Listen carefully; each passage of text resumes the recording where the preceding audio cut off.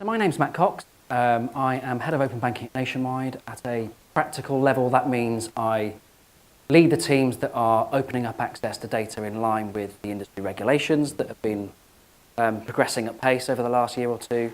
I also lead the teams that are seeking internally within Nationwide to create some value through that for our members, to be a third party.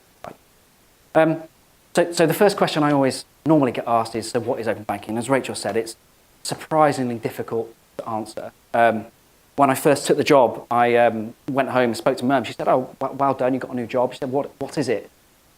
I started to explain it in the way that we talk about it internally, and seconds her eyes are glazed over and just looking through me to watch Homes Under the Hammer or whatever it was she was trying to watch. And it was at that point that it dawned on me that most people, consumers, don't know and don't need to know what open banking is. What this is really about is the broader trend for individuals and consumers having control of their data, because they own it, we don't. And therefore that trend is about them choosing organisations that they trust and that can create value through it to use their data on their behalf to do something for them. So for me, open banking is kind of always one of those topics. It's not the regulation. We talked about, therefore, this being about a global trend, and over the last 10 years, most industries and most sectors have been pretty much transformed by open data. So if you think about the experience of shopping online, where you can buy your products from, totally different, powered by open data that can be shared between different organisations. Think about travel, the way that you might book a holiday or a flight or even book a taxi, totally different as a result of the way that data can be shared between different entities. Financial services is kind of behind the curve on that trend in many respects.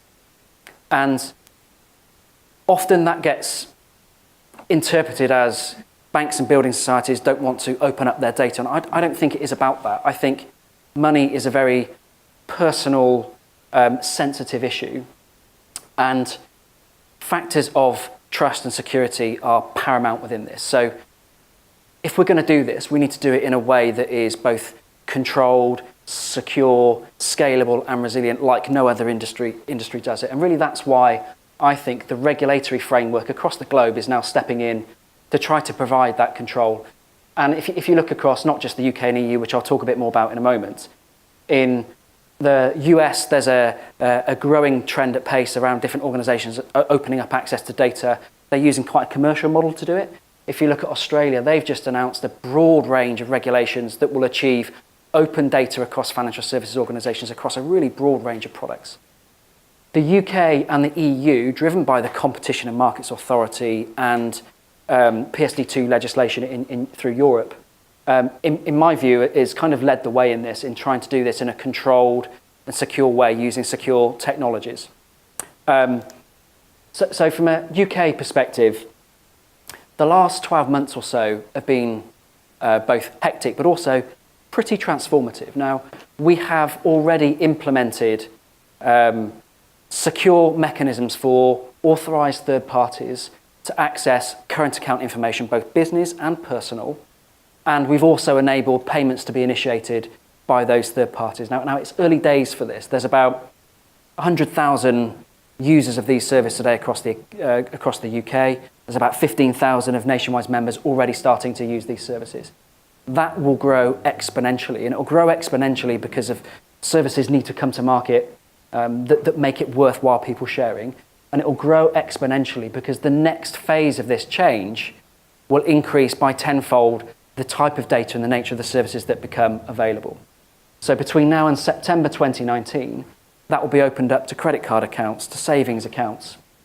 We'll have a whole range of different ways that you can move money using the secure APIs that are available to us.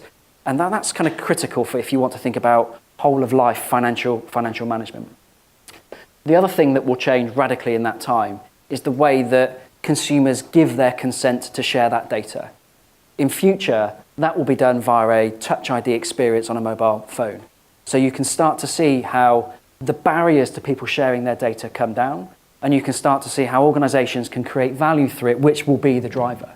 I don't think we'll ever go out to market and start doing big comms campaign and open banking, jazz hands, it's here. It won't be that. It will be lots of different solutions coming to market that people just, yeah, that works for me, that helps me. In my experience then, value will be created incrementally through an ecosystem of providers is kind of a key phrase that we've talked about. Money management is huge, and you can see a huge need area, problem to be solved, and you can see the potential of the data and the technology to solve that problem. But it's a big, a broad spectrum of problems within that we need to work to. In focusing on specific problems within that, I think there's a real opportunity, and that may be around credit assessment, it may be around risk, it may be around how you can do better fraud detection around those services. They will all contribute to that overall experience of improved financial capability. I would urge you also not to think about these things as it's just a service for a consumer.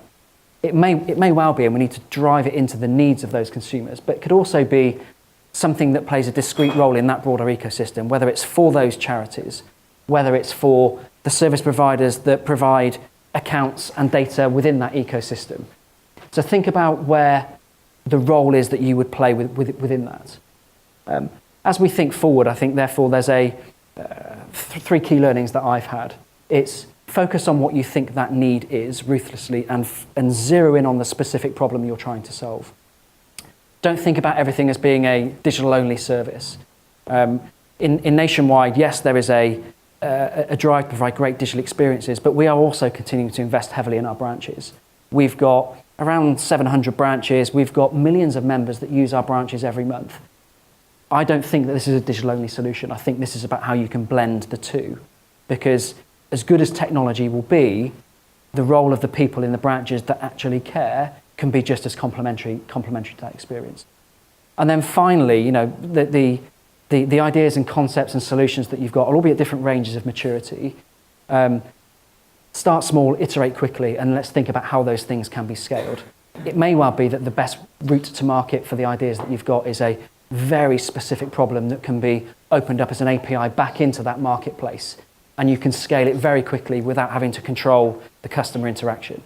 So my view would be think more broadly, think expansively, and on that basis, I'm kind of hugely excited by what this program can deliver, because I think its core intent is unique. I've not seen anything like this previously. Okay, thank you.